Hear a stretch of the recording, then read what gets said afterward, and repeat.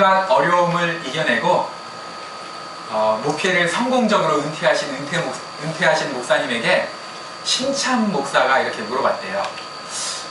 목사님, 인생의 성공 비결이 뭐예요?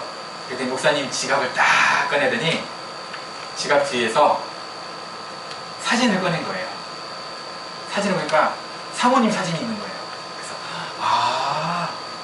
어려울 때마다 사모님을 생각하시면서 가족을 생각하시면서 이겨내셨군요 라고 했더니 그 목사님이 이렇게 정색하면서 얘기하는 거예요. 아니, 이보다 더 큰 어려움이 어디 있겠어 하면서 이겨냈어. 이렇게 얘기를 했대요. 이런 어려움도 이겨냈는데 이보다 더 큰 어려움은 어떻게 못 이겨내겠냐, 넉넉히 이겨낼 수 있다, 이런 뜻이죠. 아직도 안 오셨는지 분은 뭐지? 주로 여성분들이 안 오네요. 죄송해요. 저 도끼는 이거 무서워라. 현대인들의 가장 큰 관심이 뭐라고 생각하세요? 여러분의 가장 큰 관심이 뭐예요? 건강도 있고 그런데 그냥 하나 딱 한 글자 하면 아마도 돈이 아닐까. 뭐니 해도 머니, 그죠? 돈이 아닐까 이런 생각이 들어요. 여러분 뭐 때문에 가장 힘드세요? 사실은 돈 때문에 많이 힘들잖아요. 그죠? 성경에서도 그러니까 얼마나 돈이랑 하나님이랑 두 개를 비교해 놓고 있어요? 돈 생각해 볼게요. 여러분 얼마가 있으면 마음고생 안 하고 어려워하지 않고 인생을 좀 즐기며 살 수 있겠다 생각하는 그 액수 어느 정도 되세요? 뭐 1억일 수도 있고 10억일 수도 있는데 두 사람만 한번 물어볼까요? 우리 형제 얼마 정도 있으면 인생 편하게 살 수 있을 것 같아요? 지금 당장. 저는 집 한 채 있어요. 집 한 채? 그러면 그건 더 액수가 뭐 100만 불짜리 1000만 불짜리 집도 있으니까. 근데 그 정도는 아니고 조그만 집. 네. 조그만 집 한 네. 500만 불짜리겠지. 네. 그렇죠. 네. 500만 불짜리 집. 네.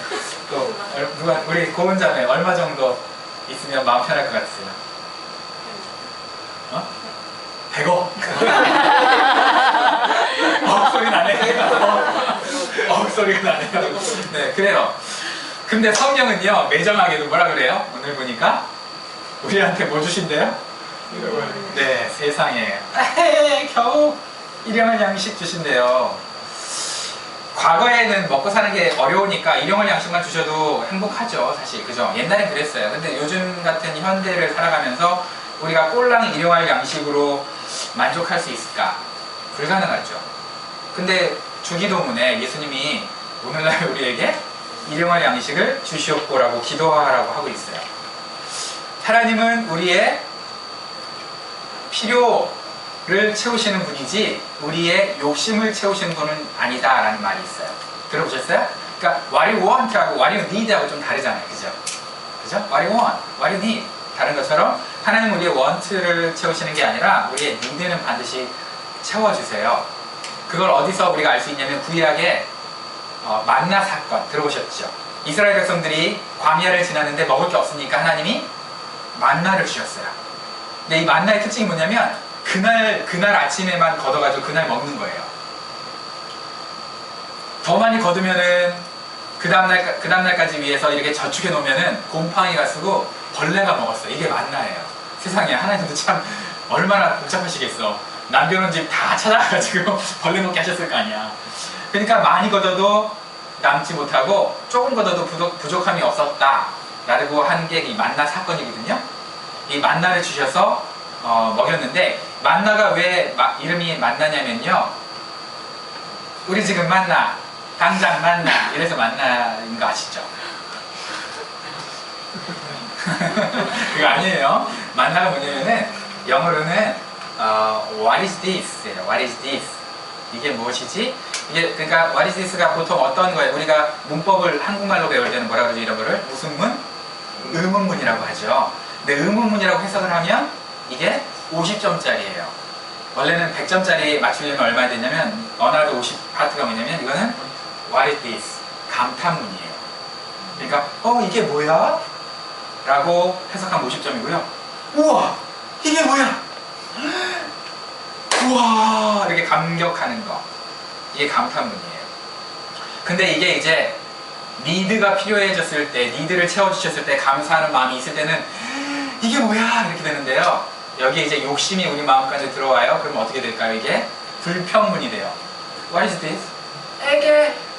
이게 뭐야? 겨우 이거야? 이렇게 되는 거예요. 그래서 하나님이 언어 유희를 갖고 놀려고 만나라고 했는지 참 재밌어요. 그죠? What is this라는 뜻인데, 하나님은 우리의 필요를 이렇게 채워주세요. 이런 식으로. 근데 우리 욕심은 한두 끝도 없어요. 우리 욕심은 안 채워주시죠. 그래서 이제 우리가 항상 우리가 살아가면서 고민이 되는 거예요. 얼마만큼 있으면 좀 한숨 놓고 쉼을 얻고 우리가 생각할 수 있을까? 그런 고민하잖아요. 여러분 마음대로 다 그런 돈의 액수가 있잖아요. 저는 옛날에는요, 한 달 생활비 정도만 그냥 있으면 괜찮겠다 이렇게 생각을 했거든요. 옛날에. 목회자들은 원래 그렇게 사는 거예요. 그때그때 주시는 걸로 사는 거니까, 그죠? 그러라고 목회자가 됐기 때문에 저는 뭐 축적해놓고 살 생각은 전혀 없는데, 요즘에는 한 달 가지고는 좀 맨날 한 달 있는 거냐, 너무하지 않냐, 내가 뭐 그지 새끼도 아니고 한 달 뭐 이런 생각이 좀 들어요. 어쨌든 근데 하나님은 일용할 양식을 주신대요. 여러분, 일용할 양식에 대해서 6가지 해석이 있어요. 일용할 양식을 우리가 어떻게 볼 것이냐, 정말 의식주 문제냐, 아니면 더 다른 의미가 있느냐, 라는 6가지 해석이 있는데, 우리 한번 생각해 볼게요. 하늘에 계신 우리 아버지, 하늘에 계신 창조주가 우리 아버지예요. 그럼 저걸 의식주로 만약에 우리가 생각을 하자면, 의식주를 구해라, 일용할 양식을 구해라라고 만약에 하셨다면, 저는 조금 기도가 아닌 것 같아요. 앞뒤가 안 맞는 것 같아요. 왜냐면 우리 아버지는 보통, 여러분 엄마 아빠가 자녀들이 학교 갔다 와서 배고프다고 징징거려야 밥을 줘요? 시간 되면 그냥 밥을 줘요? 시간 되면 그냥 밥을 주잖아요. 그럼 하늘에 계신 우리 아버지가, 하나님이 창조주가 아버지시라면 시간 되면 될 때마다 필요한 것을 주시겠죠. 그죠? 적어도 그게 믿음 아니에요? 우리가 가져야 할 바른 믿음이라면? 근데 이걸 징징거리라고 기도문으로 주셨다면, 이 의식주 징징거려, 그럼 내가 채워줄게, 그러셨다면 좀 번역에 문제가 될 것 같아요. 그죠? 또 이 끝에 뭐라고 하셨냐면, 마태복음 6장 33절에 보면요, 이게 6장 이제 앞부분이죠. 뒤에 거의 마지막에 뭐라 했냐면, 여러분 잘 아시는 것처럼, 너희는 먼저 그 나라와 그의 의를 구하라, 그리하면 이 모든 것을 너희에게 더하시리라. 먼저 그 나라와 그 일을 구하라며. 근데 주기도문의 전반부가 뭐예요 지금? 먼저 그 나라와 그 일을 구했잖아, 전반부에. 후반부는 지금 우리가 일용할 양식 달라고 하는 게, 만약에 그러면 6장 33절의 말씀에 의하면 하나님 나라를 구하라고 해놓고 이 모든 것을 또 구하래. 말이 안 되잖아요. 약속은 어떻게 했어? 먼저 그 나라와 그 일을 구하면 걱정 안 해도 줄게, 염려하지 마, 내일 일은 내일 염려해, 걱정하지 마, 그렇게 하셨잖아요, 예수님께서. 그죠? 그러니까 이 일용할 양식이 의식주라고 본다면 좀 해석에 문제가 생길 것 같아요. 그럼 여러분들 생각할 때 일용할 양식은 뭐 같으세요? 여기서 우리가 기도해야 될 일용할 양식 뭐 같으세요? 다른 분에게 한번 물어보세요. 또 경험이 뭐 같아요? 일용할 양식. 응? 성령. 오, 좋아요. 그 중에 하나 있었어요. 네. 성령, 또 말씀. 2가지를 다 했어요. 6개 중에 2가지를 다 얘기했어요. 맞아요. 우리 보통 그러면 일용할 양식 그러면 뭐라고 생각하냐면, 요즘에는 우리가 만나 그러면 이제 만나 성경 이런 것처럼 하나님 말씀, 그죠? 하나님 말씀으로 주로, 혹은 또 성령 하나님으로 우리가 생각을 하거든요. 그게 신빙성이 좀 있어 보여요. 근데 여기 보면 또 일용할 양식 할 때 그 일용할이라는 저 단어가요, 헬라어로는 에피우시온이라고 해요. 에피우시온. 헬라어. 그게 무슨 얘기냐면 내일의 양식이라고 번역을 할 수도 있어, 사실. 여러분 들어봤는지 모르겠어요. 오늘 우리에게 일용할 양식이 아니라 오늘 우리에게 내일의 양식을 주옵시고, 이렇게 번역을 하시는 경우도 있어요. 근데 이 내일의 양식이 그러면 또 그런 의식주에서 벗어나는 내일 뭐 먹을 음식이라고 볼 수도 있는 거잖아요, 그죠? 근데 그런 해석이 불가능한 이유가 뭐냐면, 여기서 말하는 에피오시오는 내일은 뭐냐면 어디에 연결되어 있냐면요, 만나를 그날 아침에 줬어요 원래. 근데 다음날 끝까지 준 경우가 있어요. 언제 했을까요? 그렇죠, 안식일 전날. 안식일날 쉬라고, 안식일 전날은 그날 아침에 오늘 것도 주고요, 내일 먹을 것까지 같이 줬어요. 그때 이 내일 먹을 것까지 같이 둔 이 양식을, 더 푸드를 뭐라 그러냐면 레헴이라고 해요. 레헴. 재밌죠? 그죠? 레헴이라고 하는데, 이거를 생명의 양식이라고 번역을 했어요, 예수님께서. 헬라어. 그러니까 히브리어 레헴을 헬라어로 번역을 했는데, 그 헬라어로 번역할 때가 뭐냐면 알토스라고 번역을 할 수 있어요. 알토스. 오늘 참 잘난 척 많이 한다, 그죠?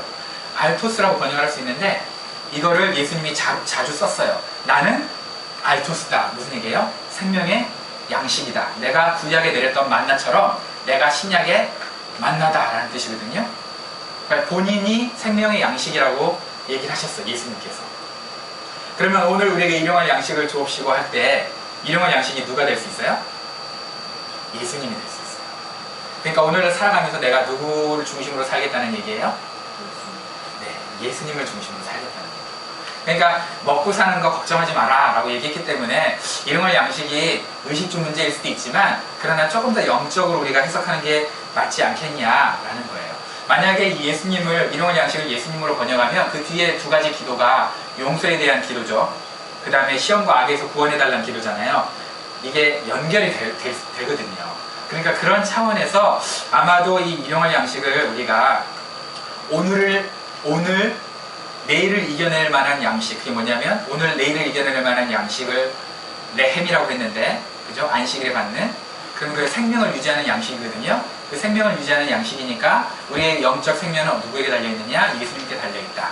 예수님께 달렸기 때문에 예수님으로 인해서 우리가 용서를 받고 또 예수님으로 인해서 우리가 승리하는 삶, 시험과 악을 이기는 삶, 이 파트가 주기도문의 뒤에 파트가 아니겠느냐라고 이제 현대 신학자들이 해석들을 해요.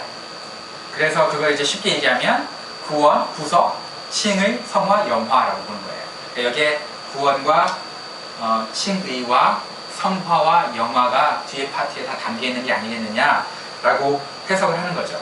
그래서 두 번째 이제 그런 차원에서 보면 두 번째가 뭐예요? 죄 사함이 나와 있잖아요. 용서, 그죠? 죄 사함에 대한 기도가 나와 있어요.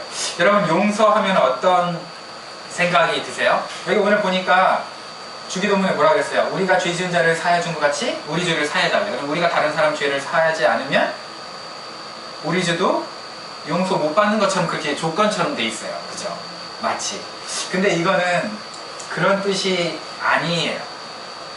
물론 그런 뜻이라고 주장하시는 분도 있어요. 왜냐하면 이 뒤에 지금 안 나와 있지만 주기도문 다음에 예수님이 뭐라 그랬냐면요. 저걸 가르쳐준 다음에 14절에 너희가 사람의 과실을 용서하면 너희 천부께서도 너희 과실을 용서하시리라. 그러니까 너희가 다른 사람을 용서하면 천부 하늘 아버지가 너희 죄를 용서한다라는 토를 또 달아놨어. 14절에. 그러니까 우리가 잘못 보면은 우리가 다른 사람 용서하지 않으면 나도 용서 못 받는구나 라고 생각이 쉬워요. 여러분 성경에 100달란트와 1만 달란트와 100데나리온 비유 아세요? 어떤 사람이 있었는데 1만 달란트를 빚졌어. 근데 그 사람이 갚을 게 없으니까 막 빌었더니 용서해줬어요. 근데 그 사람이 지나가다가 자기 종 하나를 봤는데 100데나리온을 빚졌어. 100데나리온. 그래서 100데나리온 빚진 사람한테 갚으라 그랬는데 갚을 게 없으니까 감옥에 가둬버렸어. 그걸 듣고서 1만 달란트 용서해줬던 그 주인 있잖아요. 주인이 열받아가지고 걔를 다시 감옥에 가둬버렸어. 이 자식이 너 용서해줬는데 넌 어떻게 100데나리온 그거 용서 못해줬냐.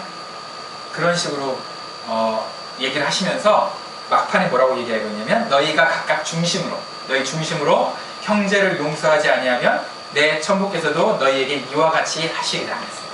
너희가 중심으로 형제를 용서하지 않으면, 여기는 자매도 포함되겠죠? 너희가 중심으로 형제 자매를 용서하지 않으면 너희 천부 하늘아버지 천부께서도 너희를 용서하지 않는다 그랬어요. 자, 그럼 그 말씀 그대로 하면 저와 여러분 지금 용서 받아요? 못 받아요?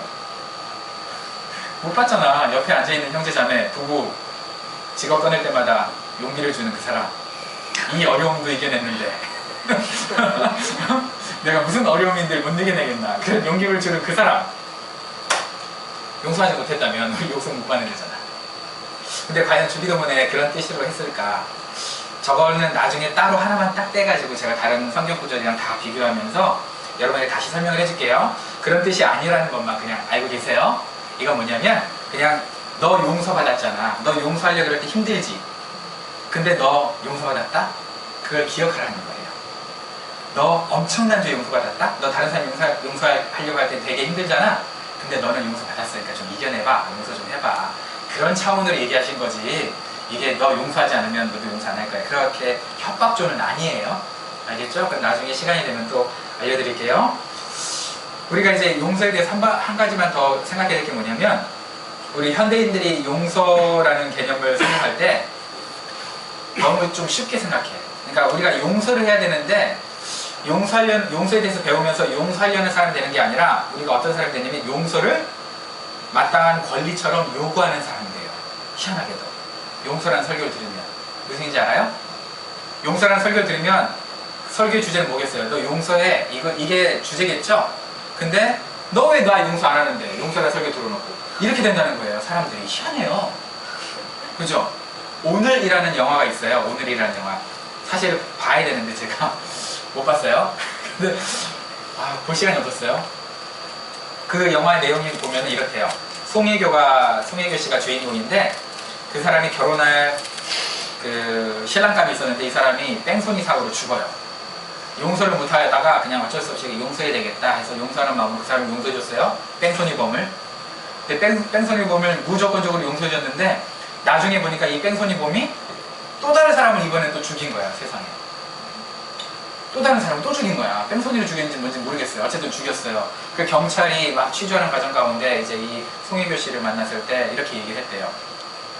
대책 없이 용서해주는 것은 죄악입니다.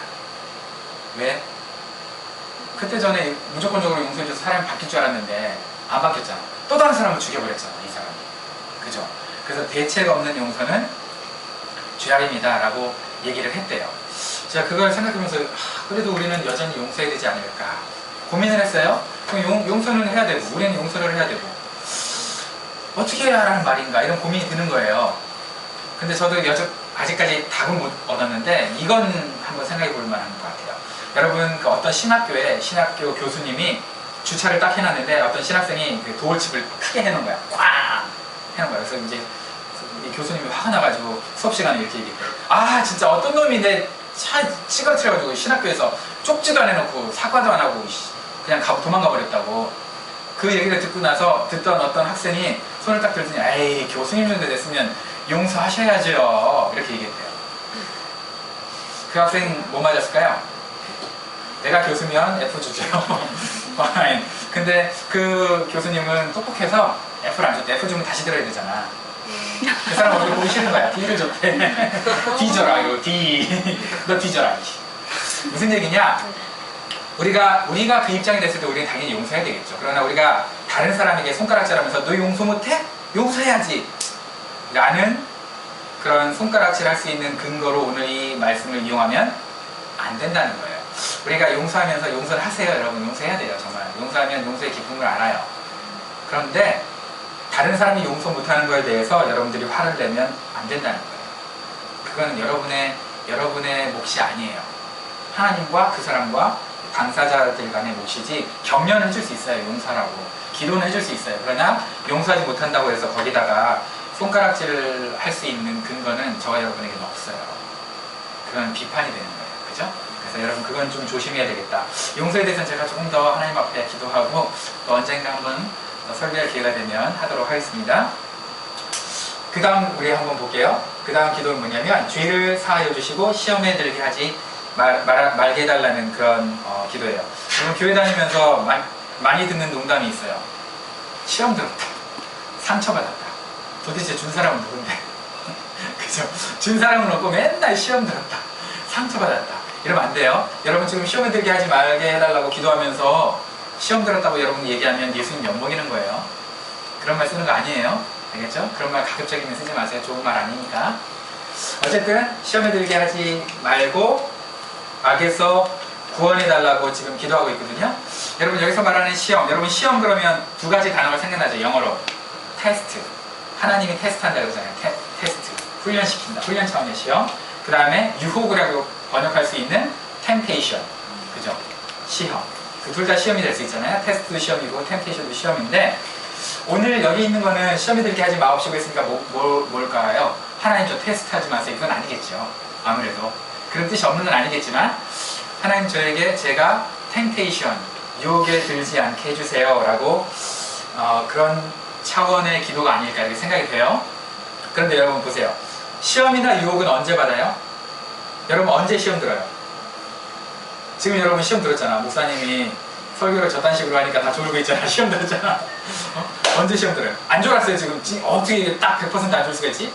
이 상황이 여기 이때 사진 찍어야 되는데 하나님 우리 성도들 이렇게 예배 잘 드려요. 여러분, 어떨 때 시험 들까? 뭔가 내가 하지 말아야 할 일이에요. 근데 할 수 있을 때 시험 들어요. 다시 말해서 할 수 있는데 하지 말아야 할 때, 안 해야 할 때. 쉽게 말해서 화가 잔뜩 났는데, 빡쳤는데 화를 내야 되는데 화를 참아야 할 때 시험 들잖아요. 안 그래요? 그쵸?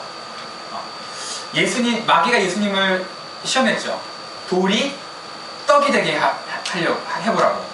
여러분 생각해보세요. 예수님이 시험에 든 이유는 뭐냐면 돌을 떡으로 만들 수 있기 때문에 시험 드시는 거예요. 누가 저한테 와가지고 돌 하나 주면서 이 돌 가지고 떡이 되게 해보세요 라고 하면 저는 시험 들 이유가 없어요. 그죠? 못하는 거 시키는 거 화만 나지 시험 들 게 없죠, 사실은. 그죠? 그 사람이 와가지고 돌 떡이 되게 해주세요. 저한테 딱 돌을 주잖아요. 그러면은 결론은 딱 한 가지죠. 그 돌 가지고 뭐 해요? 그 사람 찍어요, 저는. 그걸 돌을 만들려고 그러면 이거 어떻게 만들지? 근데 그걸 고민할 이유가 전혀 없죠. 그냥 확 찍어버리면 되지. 어째시 장난하냐 하면서. 그죠? 시험은 왜 언제 드느냐? 여러분들이 할 수 있어. 예를 들어서 죄도요, 지을 수 있어요. 지을 수 있는 능력이 있어요. 시간도 있어요. 장소도 있어요. 돈도 있어요. 그런데 짓지 말아야 할 때, 그러니까 시험 드는 거예요. 그죠? 하지 말아야 할 때, 죄로 표현해서 좀 죄송해요. 근데 그럴 때, 그것만 있어요? 용서도 마찬가지고 여러 가지 여러분들이 할 수 있는 힘이 능이 있어요. 근데 하지 말아야 할 상황이에요. 그래서 안 할 때 자존심 팍 상하고요. 정말 하고 싶어 죽겠고요. 저 같은 경우는. 그죠? 그럴 때 드는 게 시험이에요. 능력 있을 때. 능력도 없으면 시험에 안 들죠. 자, 근데 그 시험에서 우리를 건져내달라고, 시험에 들게 하지 말고 죄에서, 악에서 건져내달라는 기도가 지금 여기에 있는 거예요. 여러분 이렇게 생각해 본다면 우리가 왜 시험에 들지 말아야 되냐, 왜 우리가 시험을 이겨야 되냐 라는 말씀이, 그 차원이, 또 제가 말씀 적어놨어요. 어디다 적어갔다가 야고보서 1장 12절에 이렇게 있어요. 뭐라고 나와 있냐면, 시험을 참는 자는 복이 있나니 이는 시련을 견디어낸 자가 주께서 자기를 사랑하는 자들에게 약속하신 생명의 면류관을 얻을 것이기 때문이라. 뭔 소리야 도대체. 한국어를 저딴 식으로 써놨어. 우린 참 먹고 살기 편해. 성경을 해석할 수 있으니까. 쉽게 얘기해 줄게요. 이거는 패러렐 스트럭처인데요. 시험을 참는 자가 누구냐면 시련을 견뎌낸 자예요. 알겠죠? 그럼 시련을 견뎌낸 자가 누구냐면 예수님을 사랑하는 자예요. 예수님을 사랑하는 자. 그런 자들이 뭘 받냐? 생명의 면류관을 받아요. 그러니까 시험을 참는 자는 시련을 견뎌낸 자인데, 그 사람은 예수님을 사랑하는 자고, 그 사람에게 주어진 보상은 뭐예요? 생명의 면류관. 근데 생명의 면류관은 계시록에 보면 누가 받아요? 죽도록 충성한 사람이 받는 거예요.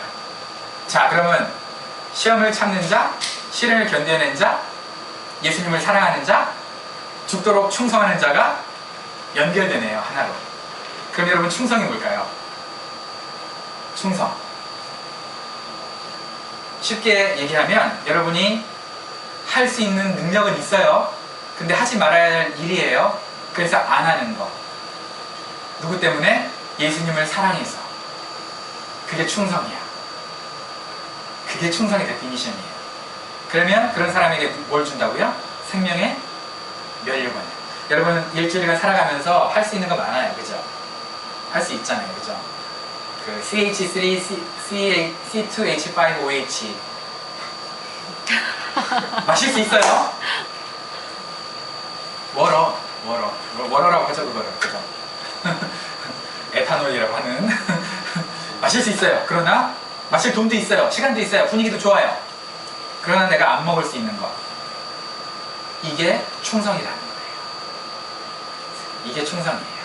그 충성하면 생명의 면류관을, 누구 때문에 근데? 자기 의를 세우려고. 나 안 먹었는데 니네 술 먹지? 이거는요, 말짱꽝이야. 그건 자기 의를 세우려고 하는 거잖아. 근데 누구 때문에? 먹고 싶어 죽겠는데. 누구 때문에? 예수님 때문에. 예수님 때문에 참으면 그게 뭐가 된다고요? 충성이 된다고. 그러면 생명의 면류관을 얻게 된다고. 이게 시험의 그 데피니션이에요. 그래서 여러분 한번 우리 삶을 돌아볼게요. 일주일간 살면서 내가 주님을 얼마나 사랑했는가 라는 것은 내가 얼마나 시험을 이겨냈는가. 질문을 이렇게 바꿔볼 수 있는 거예요. 그죠? 내가 얼마나 죄를 즐겼는가 하고, 죄를 즐길 만큼 하나님 사랑한 거 아니잖아. 그럼 그렇게 따지면. 그죠? 내가 어떻게 하고 싶어 죽겠는데, 너무 유혹이 됐는데, 이 뱃살을 위해서는 내가 뭘 안 먹었어야 되는데, 막 이런 거 있잖아요. 그죠? 그런 거를 얼마나 참아냈는가. 이게 내가 얼마나 예수님을 사랑했는가 라고 볼 수 있는 거예요. 그래서 우리가 참는 거 이러면 좀 비겁해 보여요. 어떨 때는 참는 게 비겁한 것처럼 보이거든요. 그죠? 근데 참는 건 비겁한 게 아니에요. 여러분 생각해 보세요. 어떤 사람이 나를 오해하는데 내가 그 오해를 해명하고 싶은 마음이 굴뚝 같지만 그냥 참아주는 거야. 이렇게 인내해. 그리고 너그러운 마음으로 용서를 해. 그리고 속아줘. 그 사람은 또 그럴 때마다 다 손가락질 할 거 아니 나한테? 그래서 그 손가락질도 내가 감당해. 그냥 서운함을 표시하지 않아. 그냥 묵묵하게 이겨내. 그러면서 가슴앓이를 내가 하고 있어요. 그게 편해요. 그게 엄청난 용기가 필요해요. 그냥 막 뒤집고 엎고 막 주먹으로 때리는 게 더 쉬워요. 뭐가 더 쉬워요? 인내하는 게 더 어려운 거예요. 어려운 게 더 뭘까요? 그러니까 어려운 게 용기죠. 그게 어떻게 비겁해요. 그죠? 참는 거는 내가 때렸을 때 쟤한테 맞을까봐 참는 거. 그건 네가 힘이 없어서 그런 거야. 그건 용기가 아니야. 네가 얘랑 싸웠는데 맞짱 떠서 질 것 같아서 네가 참는 거는 그건 비겁이야. 그건 비겁 맞아. 근데 이길 수 있어. 아니 지더라도 내 이빨 3개 부러져도 제 이빨 하나 정도는, 강냉이 하나 정도는 내가 털 수 있어. 그랬을 때 싸울 수 있잖아요. 그죠? 그럼에도 불구하고 참으면 그게 예수님을 사랑해서 참으면 그게 충성이라고. 성경은 그거를 충성이라고 보고 있어요. 자, 그래서 충성스러운 사람이 이길 수 있는 게 건진받을 수 있는 방법이 뭐냐? 이제 어디서 건진받느냐? 악에서 건짐을 받아요. 이 악은 여러 가지 해석이 있어요. 저도 신학생들 참 밥만 먹고 맨날 성경 파니까 엄청 많아, 악에 대해서. 근데 쉽게 얘기하면 두 가지 나눌 수 있는데, 악은 추상명사로 보면은요 그냥 악. 그 다음에 이거를 뭐였더라? 고유명사로 보면은요 사탄으로 번역할 수 있어요. 근데 추상명사로 번역하는 게 좋을 것 같아요. 보세요. 사탄에서 구원해주세요. 이러면 이상하잖아. 우리가 죄에서 구원받는 거지 사탄에서 구원받는 건 아니잖아요. 그죠? 그러니까 여러 가지 뭐 해석이 있어요. 근데 우리는 그냥 저 악을 뭐로 보는 게 좋냐? 그냥 추상명사로 악한 그 분위기, 세력들, 그 악의 통칭, 거기서부터 우리가 건진받는 것을 기도하는 게 아닐까, 이렇게 생각하는 게 좋아요. 근데 이 악의 데피니션을 하나만 알려줄게요. 뭐가 악이냐면 성경이 말하는 거는 와이파이하고 블루투스의 차이가 악이에요. 무슨 얘기냐? 와이파이는 어디로 연결이 돼요? 자동으로? 거의? 여러분 자동으로 설정해 놓으면 와이파이는 지나가다 보면 누구를 잡아요? 가장 강한 시그널을 잡아요. 그죠? 자동으로 잡아요, 와이파이는. 블루투스는 누구만 잡아요? 등록되어 있는 놈만 잡아요. 옆에 아무리 시그널이 와도 등록되어 있는 놈만 잡아요. 마찬가지로 블루투스, 우리는 하나님 앞에 등록이 돼 있어야 돼. 완전히. 그래서 아무리 약하더라도 멀리 떨어져서도 하나님께만 붙어 있어야 되는데, 어떤 사람은 신앙생활을 와이파이처럼 하는 사람이 있어. 하나님이 쓸 때는 하나님 쫓아가다가 죄가 쓸 때는 죄를 쫓아가는 거예요. 근데 이 와이파이 신앙을 성경은 뭐라고 얘기하고 있느냐? 이걸 악이라고 얘기하고 있어요. 이게 악이야. 블루투스처럼 하나님께 완전히 고정만 돼 있어야 되는데, 그죠? 이래야 그 선이거든요. 근데 어떨 때는 내가 구원받은 것 같고, 어떨 때는 내가 뭐 사단의 개수 같고, 막 죄악의 막 우두머리 같고, 막 이렇게 왔다 갔다 하잖아요, 세상 살면서. 그죠? 이게 악이라는 거예요, 세상이. 여러분, 뭐 정확한 표현은 아니겠지만 여러분은 블루투스 신앙이 되세요. 와이파이처럼 왔다리 갔다리 하지 마시고 블루투스 신앙이 되시기를 바랍니다. 마지막에 이제 나라와 권세와 영광이 아버지께 영원히 있사옵나이다 있어요. 나라와 권세와 영광이 아버지께 영원히 있사옵나이다가 원래 여러분 책에는 어떻게 돼 있어요? 가로로 돼 있죠. 왜 그러냐면 2세기 이후의 사본, 뭐 디다케, 사도의 가르침이라는 디다케나 아니면 뭐 시리, 이게 없어. 그러니까 이걸 어떻게 할까 하다가 뺄 수는 없고 넣을 수도 없고 해서 가로치기를 했어요. 예수님이 했을까 안 했을까도 몰라. 사실은 몰라요. 우리는 몰라. 사본학에 대해서는 제가 시간이 될 때 나중에 알려드릴게요. 어쨌든 모르는데 우리는 그냥 예수님이 했을 거라고 믿는 게 좋아요. 왜냐면 유대 기독교인은 송영으로 끝나요. 다들 송영, 하나님께 영광 돌리는. 그러니까 아마 예수님이 했을 것이다 라고 믿는 게 좋은데 하필 이게 또 똑같은 게 어디에 있어요? 누가복음에도 있죠? 주기도문이. 누가복음에는 또 이게 없어. 그러니까 이제 고민이 되는 거예요. 근데 우리는 뭐 있었다고 생각하는 게 좋을 것 같아요. 자, 우리가 이제 주기도문을 우리가 생각해보면, 주기도문을 지난번에 제가 뭐라 그랬죠? 주기도문은 우리의 삶을 하나님의 뜻과 나라와 이름에 맞춰서 우리 하루를 살아가면서 우리 생각과 이런 걸 리셋해서 튜닝한다 그랬잖아요. 그죠? 튜닝하는 게 주기도문인데, 이 땅의 삶보다도 더 높은 하나님 나라의 삶을 우리가 한번 생각해보자는 거예요. 그게 주기도문이에요. 근데 물론 그렇다면 우리가 이 땅에 살면서 필요한 돈, 물질 이런 게 중요하지 않느냐? 그건 아니에요. 여러분 살아가면서 일주일간 여러분 또 영주권 문제로 고민하셨죠. 일주일간 돈 때문에 직장 문제로 고민하셨죠. 학업 문제로 고민하셨죠. 또 여러분들이 여기서 날 때부터 영어를 잘한 게 아니기 때문에 영어 문제로도 여전히 고민하셨죠. 그죠? 여러분 가족 문제로 고민하셨고 이성 문제로 고민하셨잖아. 그 모든 것들이 얼마나 가슴앓이가 돼요. 아프잖아요. 근데 그게 중요하지 않다라고, 그게 중요하지 않아. 그냥 하늘 쳐다봐. 자식들. 이런 차원으로 예수님이 주기도문을 가르치신 게 아니잖아요. 그죠? 그런 차원 절대 아니에요. 그러면 왜 이 주기도문을 하나님께서, 예수님께서 우리에게 주셨을까? 이제 고민해 보는 거예요. 여러분, 거지하고요, 나그네하고 순례자 차이 아세요? 거지, 나그네, 순례자. 집이 없는 사람을 거지라고 하죠. 나그네는 뭐예요? 집을 떠난 사람이에요. 순례자는 뭐예요? 집으로 돌아가는 사람이에요. 이게 순례자인데, 보통 이제 나그네와 순례자의 차이가 조금 구분하기 어려울 때가 있어요. 근데 우리는 나그네가 아니라 우리는 순례자예요. 왜 순례자냐면, 나그네는요 여전히 그 집이 어디 있어요?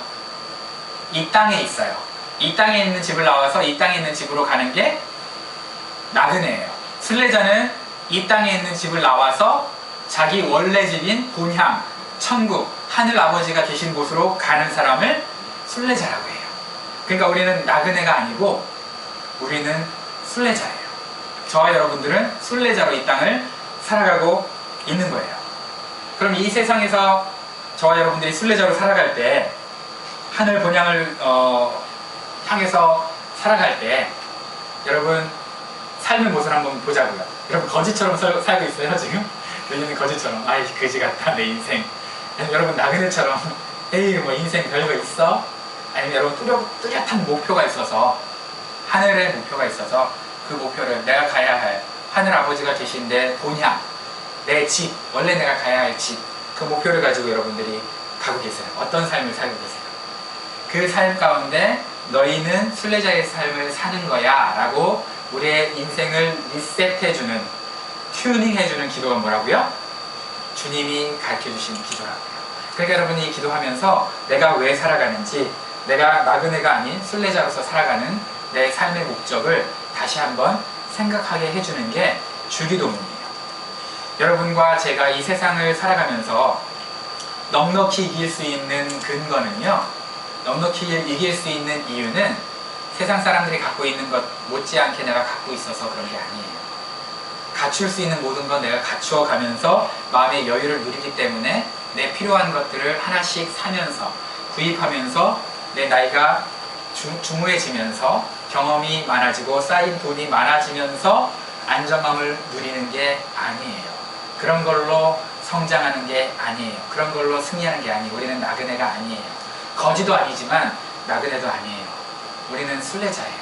갖고 있는 것 때문에 우리가 승리하는 것이 아니라, 우리가 승리할 수 있는 이유는 뭐야? 우리가 가야 할 곳이 어딘지 명확하게 알기 때문에 그래요. 내가 목적지로 하고 있는 것이 천국 본향임을 기억하고 가기 때문에 이 땅에서 조금 불편해도 이겨낼 수 있는 거예요. 여러분들이 이겨낼 수 있는 근거, 여러분들이 정말 어려운 삶 가운데서도 좌절하지 않을 수 있는 근거는 시간이 좀만 되면 이겨내봐. 내가 너에게 그 모든 걸 부어줄게 라고 하나님이 약속해서 그런 게 아니에요. 그 모든 거 거기 못 누려도 괜찮아. 네 집에 있어. 본향에 있어. 천국에 있어. 괜찮아. 그냥 살다가 좀 불편하게 살다 올라와. 너 거기 네 사는 곳 아니야. 네가 영원히 살 곳은 거기가 아니야. 거기 잠시 여행 간 거야. 하늘나라가 너 거야 라고 알려주시는 게 오늘 주기도문이에요. 여러분, 우리 인생 한번 볼게요. 뭘 추구하며 살아가세요? 거지처럼 살면 남이 갖고 있는 것만 부러워하며 살 거예요. 그게 거지 같은 삶이에요. 그죠? 참 거지 같다. 남이 갖고 있는 거 부러워하는 삶이 거지 같은 삶이죠. 또 남과 비교해서 조금 더 누리며 살려고, 가지며 살려고, 획득하며 살려고 하는 삶은 나그네의 삶이에요. 그죠? 그러나 그 모든 것들을 다 내려놓고 비록 여기서는 남루한 옷차림으로 살 수 있지만 떵떵거리며 이 떵떵거린다는 게 뭐 집이 좋고 뭐 황금 있고 이런 의미 아니에요. 뭐 내가 가면 뭐 500만 원짜리 빵이 있고 이런 게 아니에요. 그런 의미는 아니지만, 그러나 어쨌든 비교하자면 내가 떵떵거리며 살 수 있도록 모든 것을 다 준비해준 내 아버지, 내 천부, 하늘아버지가 계신 내 본향, 내가 가야 할 곳, 내 최종 인생의 목적지, 데스티네이션이 천국이다 라고 생각하고 사는 삶, 그게 순례자의 삶이에요. 저와 여러분 그렇게 살라고 부르신 거예요. 이 세상 살면서 좀 없어도 괜찮아요. 부러워하지 마세요. 부러워하면 여러분 뭐가 된다고? 그지라고. 부러우면 지는 거야 여러분. 그지야. 부러워하지 마세요. 또 비교하지 마세요. 비교하면 뭐라고? 나그네야. 이 땅이 결국은 여러분의 데스티네이션이라고 생각하고 사는 거야. 그러나 천국 본향 향해서 사세요. 잠깐 오면 오시르가 오셔서 나의 낮은 몸을 변화시켜 주시고, 또 내가 죽기 전까지 안 오신다 하더라도 나를 온전히 맞아주실 천국, 그죠? 거기서 누가 계세요? 우리의 영혼의 아버지가 계신 거예요. 그곳을 향해 가는 것이 저와 여러분이고, 그곳을 향해 가는 삶이 그리스도의 삶이고 너의 삶이라는 것을 가르쳐주는 게 주기도문이에요. 그래서 여러분 오늘부터 주기도문 외우세요. 외우셔서 이걸 암송하시면서 여러분 리셋하세요. 항상 부러워하지 마시고, 부러워하면 지는 거예요. 비교하지 마세요. 비교하면 여러분 좌절해요. 그러나 하늘나라를 향해서, 하나님 향해서 살아가세요. 그러면 없어도 나눠줄 수 있어요. 그지 같은데도 내 지갑이 열 수 있어요. 죽어도 마음 편할 수 있어요. 행복할 수 있어요. 그런 저와 여러분의 삶이 되시기를 주님의 이름으로 축원합니다.